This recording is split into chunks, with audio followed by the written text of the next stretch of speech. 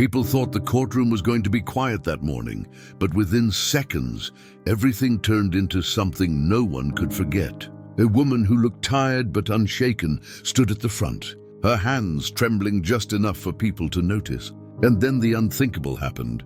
Her name was Angela Brown, a woman who had faced more pain in life than most people could carry. And she stood there like she had already survived battles no one in that room would ever understand. She was called in for something small, something that shouldn't have even needed this much attention, yet the way the officers treated her told everyone that her presence was unwanted. When one of the cops walked closer and raised his hand against her, the entire room gasped. But Angela didn't cry out. She didn't collapse. She just stood there, her cheek turning red from the slap. Her eyes filled not with weakness, but with something else, something that even the millionaire sitting in the front row couldn't look away from. "Why would you do that?"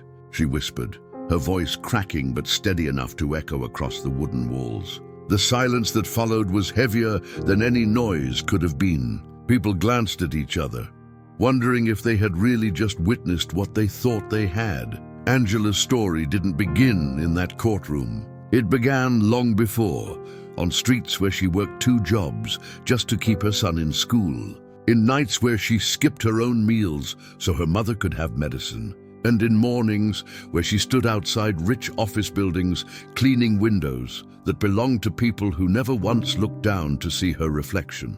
She carried herself through all of it without complaint. But inside, she carried scars that no one cared enough to ask about. And now, inside that courtroom, it felt like every invisible wound she had ever hidden was suddenly laid open for everyone to see. The slap wasn't just about discipline. It was humiliation. It was another reminder of how society treated people like her, as if their dignity didn't matter, as if their voices were not supposed to be heard. The millionaire in the front row, Richard Collins, leaned forward in his seat. His suit was pressed perfectly, his shoes polished enough to shine back the courtroom lights, but his eyes betrayed something: shock, guilt, maybe even recognition. He had come expecting a routine case, but now he couldn't pull his attention away from the woman standing in front of him. Something about her reaction, the way she refused to break, stirred an uneasiness in him. Angela wiped the corner of her eye but refused to let tears fall. "If respect means nothing in this room," she said softly, "then maybe truth doesn't either."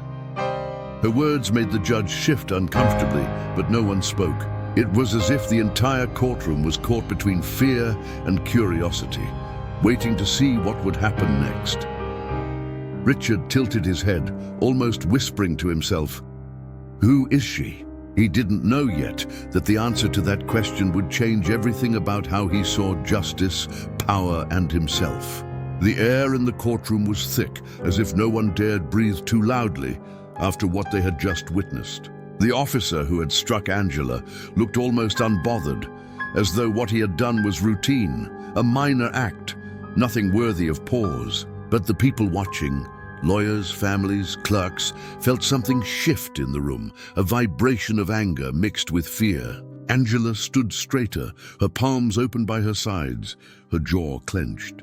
For years she had been silenced, told to wait her turn, told that her voice had no power. And yet, in that single moment of being struck, her silence had become louder than the gavel on the judge's desk.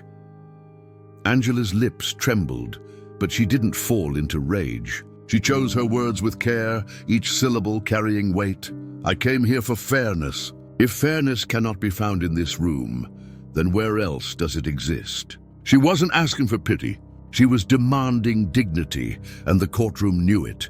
Judge Harris, an older man with glasses that always slid down his nose, shifted in his chair. He had seen cases of theft, fraud, violence, even betrayal within families. Yet something about Angela unsettled him. Maybe it was the defiance in her eyes, or maybe it was the quiet way she made everyone in the room question themselves. His gavel hovered above the desk, but he didn't strike it. Instead, he cleared his throat and said, "Ms. Brown, let's continue with the matter at hand." But the matter at hand was no longer about a minor legal complaint. It was about her presence, her voice against the silence of a system that was never built for her. Richard Collins, the millionaire who had been leaning forward, felt his chest tighten. He had built his empire on contracts and deals, but his empire was also built on silence. He had seen workers cry in bathrooms, women beg for fair wages, men collapse under exhaustion while building his properties. He had ignored it, pushed it out of sight because money had a way of excusing guilt. But watching Angela, he remembered a woman from years ago, a cleaner who had once told him, "We bleed the same, sir, even if you never see it." That memory now returned with piercing clarity. And for the first time in years, he felt shame. Angela's son, Marcus, sat at the back of the courtroom, his small hands folded together tightly. He was just 13, but his eyes carried the same resilience as his mother. He had begged her not to go alone, but she had told him, "Sometimes we must face storms head-on so the world knows we are not afraid." Watching her stand tall now, even after humiliation filled him with both pride and fear.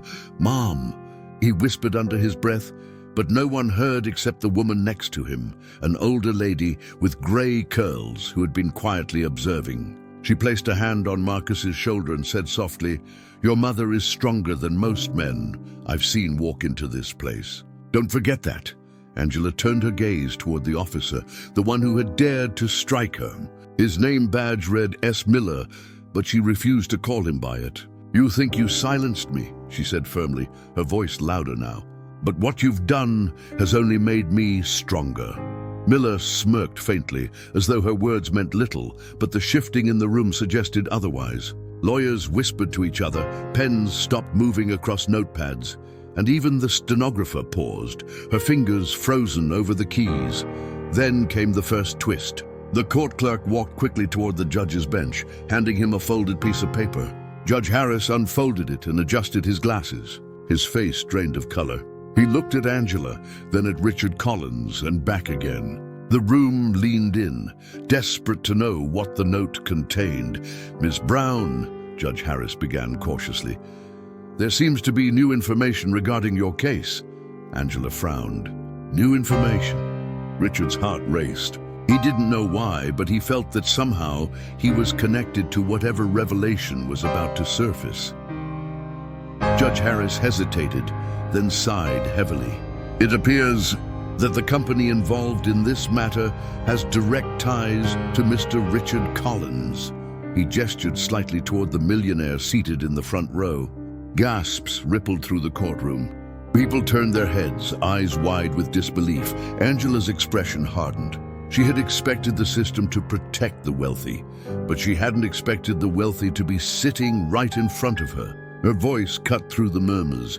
"So this is why I was treated like this. Because my truth stood against money." Richard swallowed, his throat dry.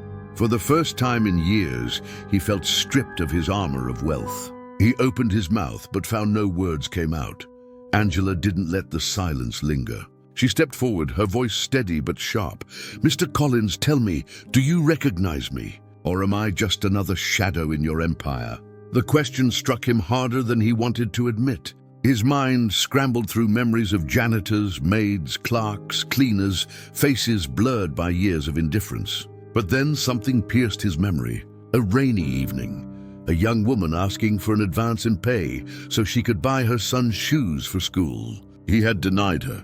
And now here she stood. Richard's voice cracked as he finally spoke. I remember." The room went silent again, heavier this time. The connection between them was undeniable, and with it came a storm of judgment from everyone watching. Angela's lips curled, not in victory but in pain. "So you do remember. You remember turning me away when I begged you not for riches, but for the chance to keep my child warm in winter. And today, I stand here, still fighting, still unseen." Marcus's eyes filled with tears. He never knew this part of his mother's past. He never knew that the man in the sharp suit had once held power over their hunger and their survival. Judge Harris shifted uncomfortably, unsure whether to proceed with the case or to address the earthquake that had just shaken his courtroom. We must return to the facts," he muttered. though even he knew the facts were now tainted by something larger. Angela looked at the judge, her eyes steady. "The facts, Your Honor, are that the truth has never belonged to people like me. But I will not let silence be my sentence." Richard dropped his gaze to the floor. For the first time, wealth didn't feel like a shield. It felt like chains. And though no one else could hear it, in his heart he whispered, "I owe her more than I can ever repay." The courtroom remained frozen, caught between the weight of the past and the uncertainty of what was about to come. No one could have predicted what Angela was about to do next, but the way she stepped forward, unafraid, suggested that the power in that room had already begun to shift. The moment Richard admitted he remembered her, the courtroom felt like it had shifted into a different world. People who had been whispering earlier now leaned forward, their faces painted with a mix of disbelief and curiosity. For years, many had known Richard Collins as the man who donated to charities, funded scholarships, and stood smiling in photographs with local leaders. Yet here was a woman, bruised from humiliation and hardened by survival, standing tall enough to strip his image bare with only her truth. Angela didn't move for several seconds. She let the silence hold because she knew silence had weight. Her fingers trembled slightly, but her voice remained steady. "You remember, Mr. Collins, but do you regret?" Richard looked up, his lips parting as if to respond, but words failed him again. He'd been a master of negotiation in boardrooms, a man who could twist words into contracts that favored him. But now he found himself naked in front of everyone, unable to twist away from the pain his silence had once caused. His jaw tightened, his throat worked, and then finally he whispered, "Yes." The single word carried through the courtroom like thunder. Some people gasped, others shook their heads. A wealthy man admitting fault. It was something almost unheard of in this space. But Angela didn't soften. Her eyes narrowed slightly, searching his face for honesty. "Do you regret because you were wrong?" she asked. "Or because the world is finally watching?" Her question cut deep. Richard inhaled sharply, and though he wanted to defend himself, something inside told him that excuses would only bury him deeper. "I regret," he said, this time louder, "because I chose comfort over humanity. I regret that I turned you away."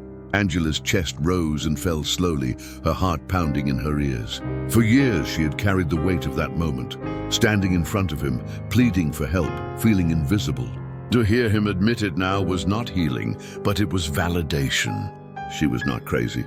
She had not been imagining the cruelty of the world. It was real, and it was standing right there in a tailored suit. But before the court could digest what had just unfolded, the clerk interrupted again, this time carrying another envelope. Judge Harris frowned as he opened it, his eyes darting back and forth across the page. His face grew tense, and then he looked toward Angela with something almost like sympathy. "Ms. Brown," he began slowly, "there is another matter connected to your case.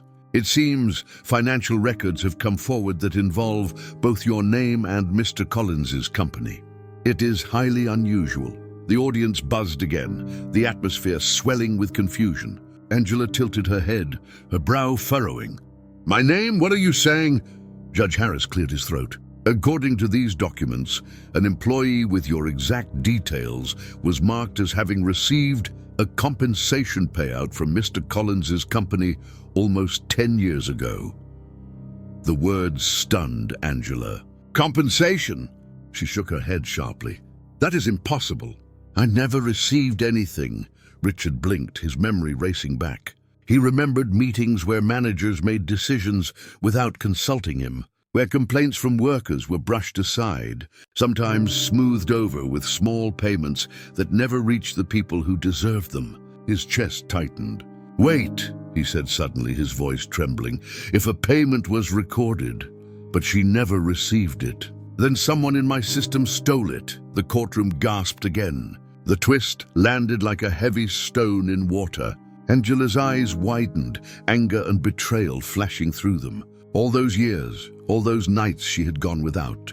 While somewhere someone else had pocketed what should have been hers, her voice cracked as she said, "Do you know what I went through while someone filled their pockets with money meant for me? Do you know how many nights my child went to sleep hungry while I worked double shifts? Do you know what it does to a mother to hear her son whisper, 'Mom, are we ever going to be okay?'" Her words echoed in the room, every syllable striking harder than the gavel ever could. Marcus buried his face in his hands at the back, shoulders trembling, ashamed not of his mother, but of the world that had failed her. Richard stood now, something he never did in public hearings. His voice was heavy with urgency. "Angela, I swear to you I did not know. If this happened, if someone in my company stole from you, then I am guilty of negligence. But I will not let that theft remain hidden. I will find out who took it, and I will make sure you are repaid." Angela shook her head slowly, bitter laughter slipping from her lips. "Repayment won't erase the nights of hunger. It won't erase the tears I shed when my boy asked why his shoes had holes. Money doesn't heal dignity once it's stripped away." The words hit Richard harder than any accusation. He nodded faintly, his voice breaking. "Then tell me what will heal it. Tell me what I can do." Her eyes locked on his, unflinching. "You can't buy back the years, but you can face the truth that people like me are not shadows. We are the backbone of everything you stand on. Admit that to yourself. Admit it to the world." The courtroom sat frozen. For once, the poor woman was not begging for charity. She was demanding recognition, and it shook the foundations of everyone who believed power only belonged to the rich. Just then, another twist revealed itself. The older woman sitting beside Marcus stood up. Her voice carried a surprising strength. "I know the truth about those payments." Heads turned toward her, eyes wide. She walked forward slowly, her cane tapping against the floor, her presence commanding attention. Angela frowned. "Who are you?" The woman stopped at the center and lifted her chin. "My name is Eleanor Green. I was a secretary at Collins Enterprises 10 years ago. And I know who took the money meant for you." A hush fell. Even Judge Harris leaned forward, his pen frozen in midair. Richard's voice was tight. "Who?" Eleanor looked directly at him. "Your own brother, Daniel Collins. He signed the papers. He redirected funds meant for employees into his private accounts. And when complaints came through, he buried them under fake signatures and forged acknowledgments." The room erupted in gasps, murmurs, and disbelief. Richard's face turned pale. His brother, his own blood. He stumbled back into his chair, the weight of betrayal crashing down on him. Angela stood frozen, her breath sharp, her hands shaking. Her past suffering was no longer just a result of neglect. It had been a deliberate theft by someone who had power, someone protected by wealth and family name. Her voice broke as she whispered, "So I was robbed. Not just by strangers, but by the system itself." Tears welled in Marcus's eyes. "Mom, all those nights, all because of them?" Angela knelt slightly, pulling him close. "Yes, baby. But we're still here. We survived." Richard buried his face in his hands, shame radiating from him. "Daniel, my God, all these years and I never knew." He lifted his head, his voice raw. "Angela, if you can believe anything I say today, believe this. I will not protect him. I will not let blood excuse betrayal." The courtroom buzzed louder now. The story had shifted from a woman's humiliation to the exposure of corruption at the heart of wealth itself. The once untouchable image of the Collins family was cracking in front of everyone's eyes. Angela's eyes darkened with resolve. "Then let the world see the truth. Let the same courtroom that tried to silence me become the place where justice finally begins." Judge Harris hesitated, overwhelmed by the storm unfolding before him. He tapped his gavel lightly, but it did little to calm the chaos. The system was being ripped open in front of his very eyes, and he knew there was no turning back. Richard looked at Angela again, his voice heavy, almost pleading. "Give me the chance to make this right. Don't walk away yet." Angela's lips trembled, but her eyes did not soften. "Making it right won't be easy, and it won't be quick. But the truth is finally louder than the silence." The courtroom quieted again, every soul inside holding its breath. Everyone knew this was only the beginning, and no one could predict where it would lead. The courtroom, once a place of monotony and procedure, had now become a theater of truth, where every glance, every whisper carried the weight of revelation. The shock of Eleanor's testimony about Daniel Collins still hung in the air like smoke after a fire. People sat frozen in their seats, the reality of corruption pressing against their chests. It was no longer Angela Brown against the system. It was Angela Brown against a legacy of wealth and betrayal that had stained every corner of justice. Richard remained seated, his face pale, his hands trembling as he tried to process what he had just learned. His brother Daniel, the man he had trusted with contracts, accounts, and decisions, had not only betrayed the company, but had stolen from people like Angela, people who had been voiceless. The guilt carved into Richard's expression was almost unbearable to watch. Angela's eyes did not waver. She stood firm, though her heart pounded. She had fought for years just to be heard, and now her truth was dragging giants into the light. But there was no victory in her heart. There was only a heavier burden, because every revelation meant her pain had been deeper than even she had believed.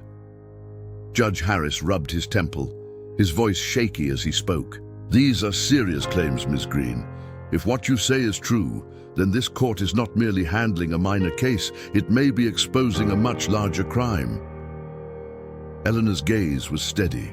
"I saved records," she said firmly. "I knew one day the truth would matter.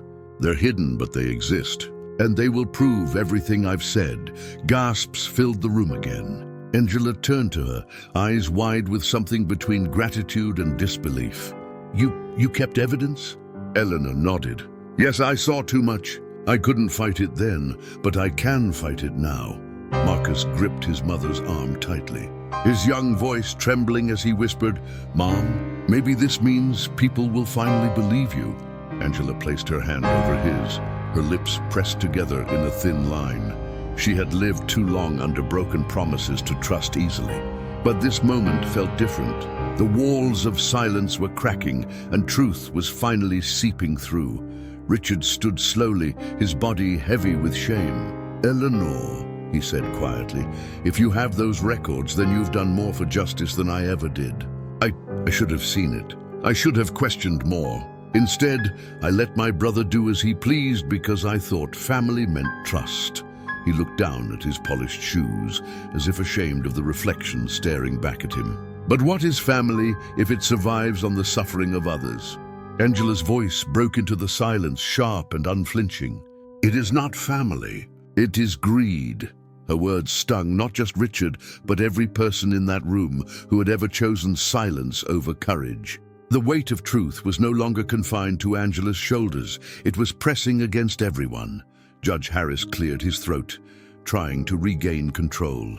"This matter will require further investigation, but I must also address what has occurred here today. The behavior of Officer Miller," he shot a sharp glance at the cop who had struck Angela, "was not only inappropriate, it was unlawful. This court cannot tolerate the humiliation of any citizen, regardless of circumstance." The officer shifted uncomfortably, his earlier smirk now gone. For once, he looked smaller, weaker, exposed. Angela's lips trembled faintly. "So now finally my pain is worth acknowledging?"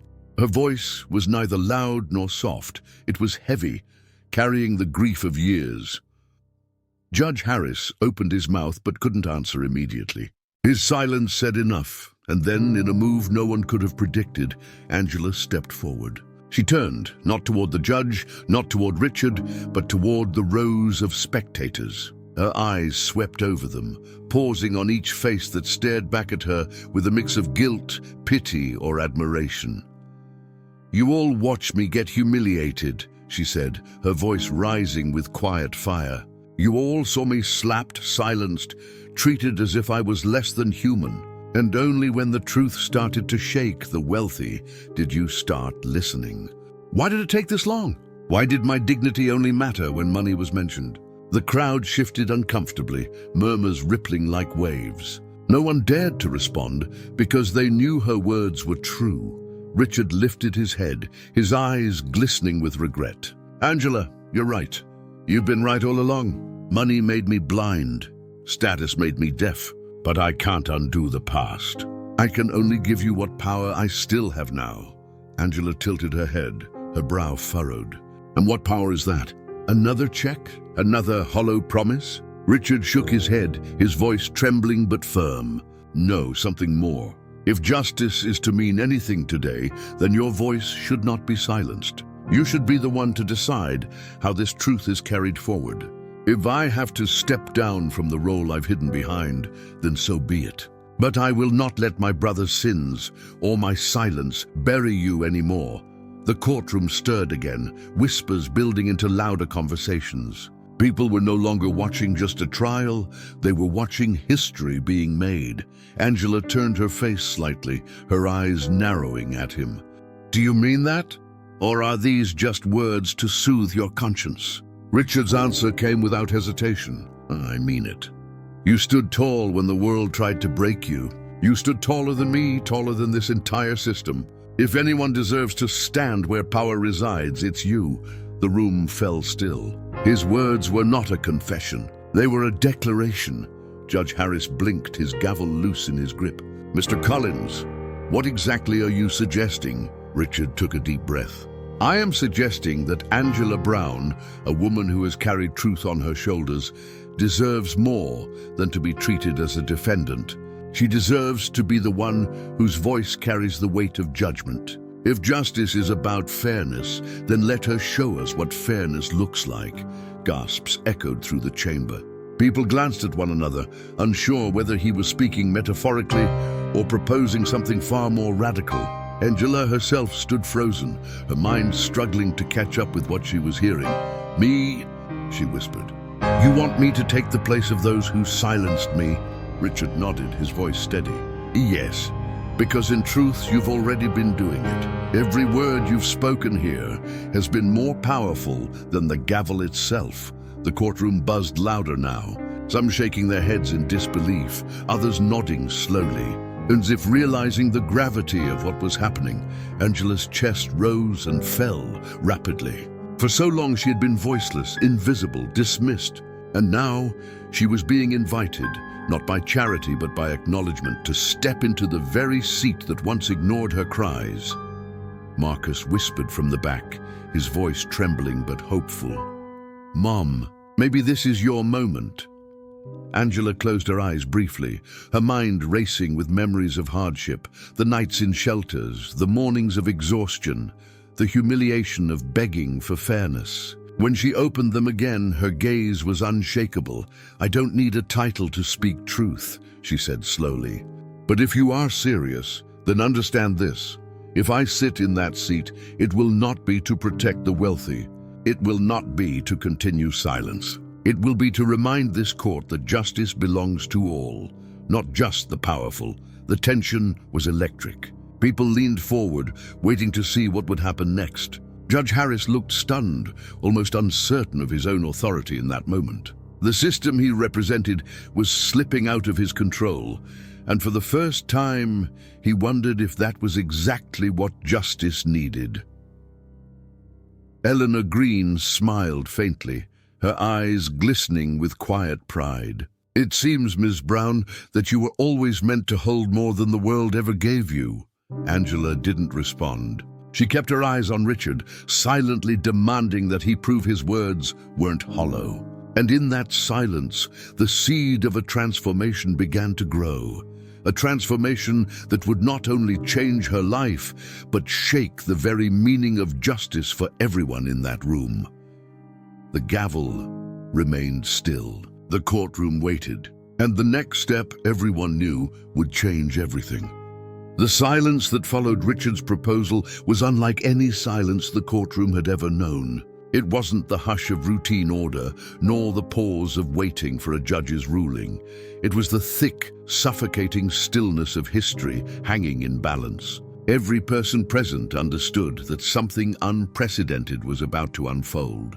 The very air vibrated with the tension of possibilities. Angela's body felt as though it had turned to stone. She could hear her heartbeat pounding in her ears, heavy and unrelenting. She had been silenced so many times before, laughed at, ignored, beaten down, but now the very seat of judgment was being offered to her. And yet, instead of relief, she felt the weight of it crush down on her shoulders. To accept meant more than just sitting in a chair. It meant becoming the voice for all the others like her who had never been heard. Judge Harris, still seated on the bench, gripped his gavel but did not strike it. His authority seemed to hang by a thread. Clearing his throat, he spoke with unease. This court does not operate on symbolism, Mr. Collins. You cannot simply transfer responsibility or authority. But isn't that what justice has been doing all along? Angela interrupted, her voice ringing clear and sharp. Heads snapped in her direction, shocked that she had dared to cut off a judge. Hasn't power been passed from one man to another, one wealthy hand to another wealthy hand, while people like me are crushed beneath the weight of your decisions? If he, she pointed to Richard, believes that seats should finally serve the people, then maybe, just maybe, it's about time it did. The spectators erupted in whispers, their words colliding in the air like a storm. Some scoffed, dismissing her as a woman speaking beyond her place. Others, however, leaned forward with burning eyes, as though they had just witnessed the door of possibility creak open after a lifetime of being bolted shut. Judge Harris slammed his gavel once, more out of nervousness than authority. "Order!" His voice trembled slightly, betraying his inner conflict. "This is highly irregular. The integrity of this court," Richard cut in, his voice solemn but strong. "Integrity? With all due respect, Judge, integrity left this system long before today. My brother made sure of that. I made sure of that when I allowed him to act unchecked. You can't hide behind tradition anymore. If justice is to survive, it must evolve." Angela's gaze shifted between the judge and Richard. She felt trapped in a moment that was both terrifying and empowering. Then from the corner of her eye, she saw Marcus standing straighter than she had ever seen him. His small hands clenched into fists of hope. His eyes gleamed not with fear, but with pride. "Mom," he whispered loudly enough for nearby Rose to hear, "show them what real justice looks like." Something in her chest cracked open at those words. For years, she'd carried the burden of proving her worth. But now her son was not asking her to prove anything. He was asking her to lead. She took a deep breath, stepping forward, her voice steady but resolute. "If you want me to sit in that chair, then understand this. I will not play by your rules. I will not be silenced or told who deserves justice and who doesn't. If I sit there, it will be as myself, a mother, a survivor, a woman who has suffered at the hands of the powerful. And I will judge not from wealth or status, but from truth." The room froze. Even Judge Harris seemed unable to speak. Finally, after what felt like an eternity, he leaned back in his chair and removed his glasses. His old, tired eyes studied her as though trying to measure her worth against centuries of tradition. At last he sighed. "Very well, Ms. Brown. For the sake of this court's credibility and in light of these extraordinary revelations, I'm willing to entertain this demonstration. But know this, if you falter even for a moment, it will not only reflect upon you, but upon every person who looks to you as their voice." Angela's lips pressed into a thin line. "Then let them see all of me, the broken, the scarred, and the unafraid." The judge gestured reluctantly, and in a movement that made the spectators gasp, Angela was led toward the bench. Every step she took felt heavier than the last, as though the weight of centuries of silenced voices pressed against her back. Marcus watched with wide, glowing eyes, his small hands clasped together tightly, as if in prayer. Eleanor Green's gaze followed her with quiet strength, tears threatening to spill. When Angela finally reached the judge's seat, she hesitated, staring down at the polished wood that had once seemed untouchable. The very air around it seemed colder, as though the ghosts of those who had sat there before still lingered. Slowly, she lowered herself onto the chair. The room exhaled all at once, as though everyone had been holding their breath. From that elevated position, the view of the courtroom was entirely different. She could see every face clearly, the doubt, the admiration, the fear. And in that moment, she realized something profound. For the first time in her life, people were not looking down at her. They were looking up. Richard stepped forward, his voice trembling. "Angela Brown, the people are ready to hear you." Angela inhaled deeply. "Then let them." She turned her eyes to the officer who had struck her. His head was lowered, his hands twitching nervously. Angela's voice rang out, calm but sharp as steel. "Officer Miller, do you understand the weight of what you did? Not just the slap, not just the humiliation, but the message you sent when you raised your hand against me. You told every poor woman, every single mother, every struggling soul that their dignity could be stripped away without consequence." The officer swallowed hard. I was following procedure." "No!" Angela snapped, her voice cutting through the air like a blade. "You were following arrogance. You were following a system that let you believe people like me could be struck down without repercussions. But hear me now. I will not let your arrogance be excused as procedure." The officer's face flushed red as murmurs spread through the crowd. For once, the balance of power had shifted. Angela's voice softened, though it carried more weight than ever. Justice is not just about laws. It is about humanity. And humanity demands that those who abuse power must be held accountable. She turned sharply toward Judge Harris. "If this court truly wishes to prove it can change, then let the first act of justice be to hold him responsible. Not because I demand it, but because fairness does." Judge Harris, caught between tradition and transformation, leaned forward, his voice low but clear. "This court acknowledges your words, Ms. Brown. Officer Miller will be suspended effective immediately pending investigation. Furthermore, his actions will be recorded as evidence of misconduct." A ripple of astonishment ran through the spectators. For the first time, Angela's words had moved the system into action. But before anyone could process the shift, the courtroom doors burst open. A man in a dark suit, sweating profusely, rushed in, clutching a folder of documents. His voice boomed across the room. "Your Honor, stop this madness! I have here," he waved the folder frantically, "proof that Angela Brown is not who she claims to be." Gasps erupted once more, louder than ever. Angela froze, her heart slamming in her chest. Marcus clutched Eleanor's arm, his small voice trembling.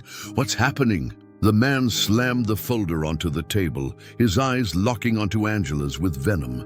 "This woman is a fraud. These papers prove she lied about her past, about her struggle, about everything." The courtroom descended into chaos, voices shouting, people rising from their seats. Angela's vision blurred for a moment as the walls seemed to close in. Just as she had been given power, the system was already trying to tear it away. She gripped the edge of the bench, her knuckles white, forcing herself to breathe. She knew this wasn't the end of her fight. It was only the beginning. The courtroom that had just begun to taste change suddenly plunged into chaos again. Papers scattered across the floor as the man in the dark suit fumbled to hand the folder to the bailiff. Whispers rippled through the crowd like wildfire. Fraud, liar, scam. All words Angela had fought against her entire life, now suddenly hurled back at her in the harshest way possible. Angela sat frozen in the judge's seat, gripping the armrest so tightly her fingers ached. She could feel dozens of eyes piercing through her, some filled with doubt, some with pity, others with cruel satisfaction. She didn't even know who the man was, but his confidence shook the room. The judge leaned forward, his voice heavy with caution. "Identify yourself." The man straightened, adjusting his tie, though sweat glistened on his forehead. "Thomas Avery, attorney for the city, and I come with evidence that this woman, Angela Brown, has misrepresented her entire background. She stands here as a symbol of truth, but these records prove she has lied, time and time again." Gasps echoed through the wooden chamber. Richard's jaw clenched, his body shifting toward Angela as though ready to shield her. Eleanor reached out for Marcus, pulling him closer, while the boy's wide eyes never left his mother. Angela forced herself to speak, though her throat was dry. "That's a lie. I've lied about nothing." Avery's smirk was small but sharp. "Then you won't mind if I read, will you?" He pulled out a sheet of paper and began to unfold it with theatrical slowness. "Angela Brown, you claim to have worked multiple jobs to care for your mother and your son. You claim hardship, poverty, struggle. And yet, these documents suggest that you," he paused for effect, scanning the crowd, "once went by a different name. Angela Miller." The words struck her like a physical blow. A low murmur spread through the crowd, buzzing louder than the fluorescent lights overhead. Even Judge Harris leaned forward, brows furrowed, Angela's lips parted, her voice trembling. That was my name when I was married. I left it behind after my husband abandoned us. That doesn't change who I am, but Avery wasn't done." He pulled out another page, holding it high. "And this? Records showing she once faced charges for check fraud. Charges that were conveniently dismissed after a wealthy benefactor intervened. Tell me, does this sound like the voice of truth or of a woman skilled in deception?" Angela's heart pounded violently. She remembered those years, the desperation, the hunger, the mistakes she had tried so hard to bury. She had written a check she couldn't cover just once to buy her mother's medicine when Marcus was still a baby. The charges had been dropped, but the shame had never left her. Now dragged out in front of the world, it cut her open all over again. Marcus stood suddenly, his voice sharp for a boy his age. "She did that for me." "She did that because we were starving and no one cared. You don't know what it's like."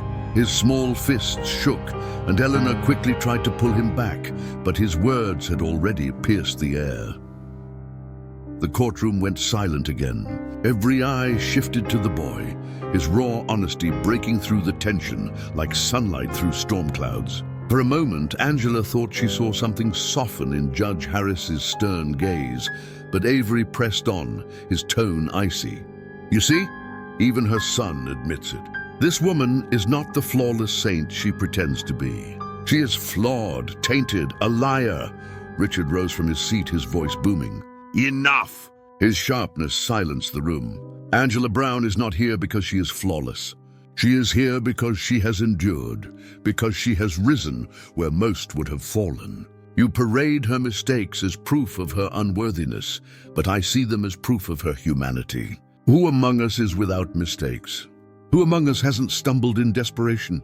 The room buzzed again, torn between sides. Angela sat rigid, her eyes fixed on the folder Avery had brought. Every piece of her past she had buried was now scattered across that table for strangers to dissect. For years, she had fought to keep Marcus from knowing the full extent of those dark days. But now it was all laid bare. Tears burned in her eyes, but she refused to let them fall. She looked directly at Avery. "Yes, I wrote that check.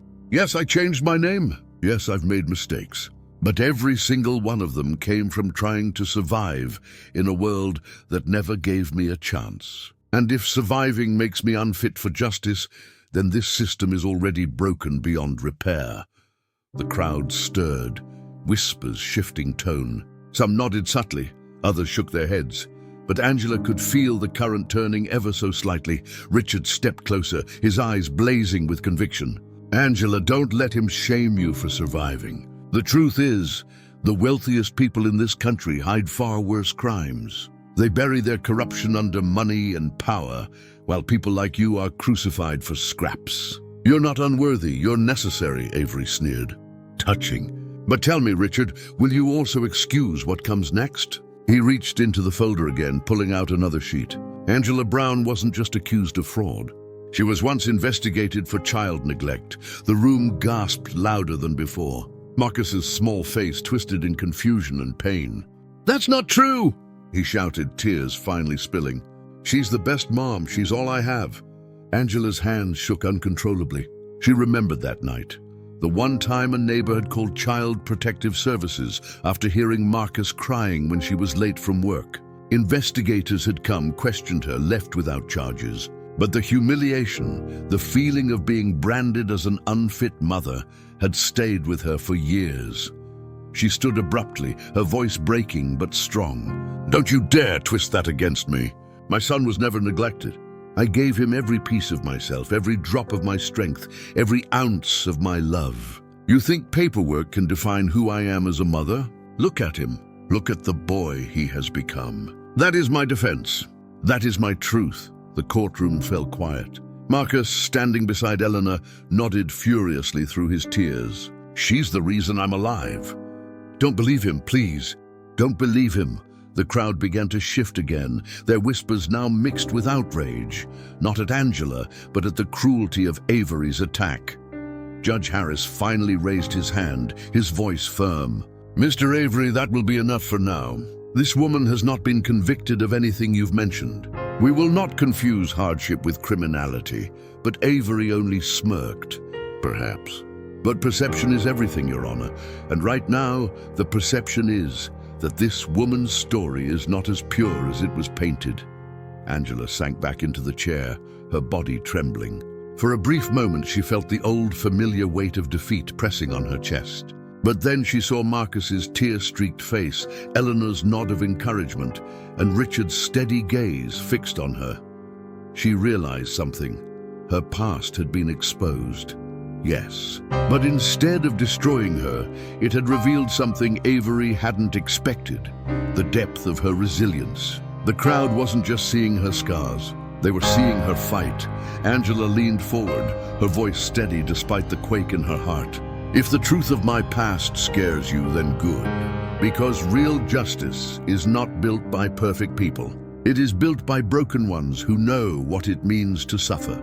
She paused, letting her eyes sweep across the room. And I am not leaving this seat, the spectators erupted. Not in chaos this time, but in thunderous applause that shook the very walls. Some cheered, some cried, and for the first time, Angela felt power. Not the power of money or status, but the power of being seen, heard, and believed. But Avery's smile never wavered. As the applause echoed, he leaned in toward Judge Harris and whispered something none of them could hear. The judge's face paled instantly, his hand gripping the gavel with trembling fingers. Angela noticed her stomach tightening. Something darker was still hiding in that folder, and she knew the worst was yet to come. The whispers in the courtroom hadn't settled when Avery leaned closer to Judge Harris, sliding one last sheet across the table. The judge's face drained of color, his eyes widening as he read. His hand shook slightly as he adjusted his glasses, then slammed the gavel down to restore silence. The judge began, his voice uneven. This document claims that Angela Brown is connected to Richard Collins himself. That her struggles were not entirely hers alone, but supported, protected. The courtroom erupted again. All eyes darted between Angela and Richard. Marcus clung to Eleanor's arm, his young face stricken with confusion. Angela's heart raced. She had no idea what the judge meant. Avery seized the moment. Tell them, Richard. Tell them the truth. This woman isn't just some random symbol of resilience. She is your responsibility. He turned toward the crowd, his voice sharp. Because years ago, Richard Collins secretly paid to have her charges dismissed. He kept her out of prison. He, your so-called savior millionaire, hid his own guilt by saving her while leaving countless others behind. Gasps filled the air. The spectators' faith wavered instantly, suspicion cutting like a knife. Angela whipped her head toward Richard, eyes wide, her voice breaking. Is that true? Did you hide this from me? Richard's face was pale, but his voice rang steady. Yes, it's true. I did help you, but not for pity, not to silence you. Angela, I knew your husband. He worked for my company before he abandoned you. I saw what he did, the wreckage he left behind. And when I saw you struggling alone, I couldn't live with myself if I didn't step in. I thought I was fixing one mistake, but in truth, I was hiding from all the others I never fixed. Angela's stomach twisted. The very man who had pushed her into the spotlight had also quietly held the strings in her past. For a moment, the chair beneath her felt unstable, like it could collapse beneath the weight of betrayal. You should have told me, she whispered. All this time, you let me think I was fighting alone. Richard's eyes glistened. Because you were. I helped once, but every victory since then was yours. Don't let them take that from you. The room teetered on the edge. Chaos, doubt, hope all clashing. Avery smirked, thinking he had landed the final blow. See, this isn't justice. It's theater. A millionaire's guilt dressed up as courage. Angela stood slowly, her knees trembling, but her voice was steady as iron. "No, you're wrong. This is justice for the first time. Because the truth has finally been spoken. Yes, Richard, help me. Yes, I once made mistakes, but none of that erases what I've lived, what I've fought, what I've endured. If survival disqualifies someone from justice, then justice was never real to begin with." She turned to the crowd, her eyes blazing with something deeper than anger, conviction. "I am not perfect. I'm not spotless, but I am real. And maybe that's exactly what this seat has been missing all along." For a moment, silence blanketed the courtroom. Then slowly a sound began, clapping. It started with Eleanor, firm and proud. Then Marcus, his small hands clapping furiously through his tears. One by one, more joined in, until the entire courtroom thundered with applause. Even Judge Harris, reluctant and stern, lowered his gaze with something that looked almost like respect. He struck his gavel once more, not to silence them, but to seal the moment. "This court acknowledges," he said gravely, "that justice cannot exist without truth, and truth cannot exist without humanity." Angela Brown, today you have reminded us all of that. Angela sank back into the seat, exhausted but unbroken. Her son rushed forward, wrapping his arms around her. "You did it, Mom," he whispered, his voice trembling with pride. Richard bowed his head. "You didn't just take the seat, Angela. You changed it," Avery, his face tight with defeat, gathered his papers and stormed out, his victory crumbling in the noise of applause. Angela looked around one last time, at the faces once filled with doubt, now glowing with belief. She realized she hadn't just spoken for herself. She had spoken for every person silenced, humiliated, dismissed. Her scars had not shamed her. They had crowned her, and as the applause echoed like a wave, Angela whispered to Marcus, her voice soft but steady. "Promise me, son, never be ashamed of where you came from. Because sometimes the cracks in our story are where the light gets in." Marcus nodded, tears still streaming. "I promise. Moral lesson: true justice is not born from perfection, but from humanity. We all carry scars, and it is those scars, not spotless lives, that make us capable of compassion, strength, and truth. Power should never belong only to the flawless or the wealthy. It belongs to those who have suffered, risen, and dared to speak when silence was demanded of them."